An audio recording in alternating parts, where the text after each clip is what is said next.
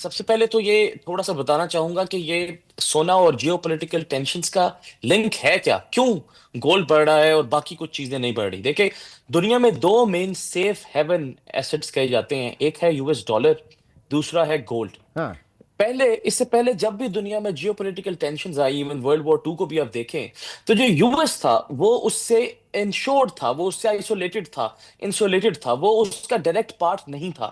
U S ایک stabiliser کا role play کرتا تھا۔ لہٰذا دنیا میں ہمیشہ سے ڈالر کی بہت زیادہ ٹاپ پہ رہا ہے، dollar as storage of value, پھر گولڈ رہا ہے، پھر یورو رہا ہے، اور سو آن اینڈ سو فورتھ۔ اس بار جو مختلف چیز یہ ہوئی ہے کہ جو جیو پولیٹیکل ٹینشنز چل رہی ہیں، اس میں at the centre of this U S itself ہے، یو ایس کی اکانومی ہے۔ یو ایس کی اکانومی کا اگر میں بہت ڈیٹیلز میں جائے بغیر بتاؤں تو اس کے ہاں فگرز بھی کچھ اوپر نیچے ہوتے رہتے ہیں۔ انویسٹرز کا کانفیڈنس ڈالر کے اندر تھوڑا سا ایروڈ ہو رہا ہے۔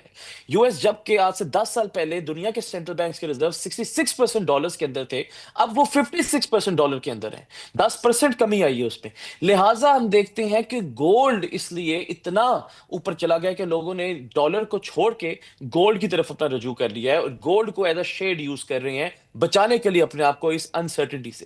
دوسرا یہ جو آپ نے سلور کا ذکر کیا تھا شروع میں، تو وہ ڈالر کو چھوڑ کے لوگ پھر دوسرا پریشس میٹل سلور تھا، شروع سے تھا بٹ پہلے اتنا زیادہ اپریشیٹڈ نہیں تھا۔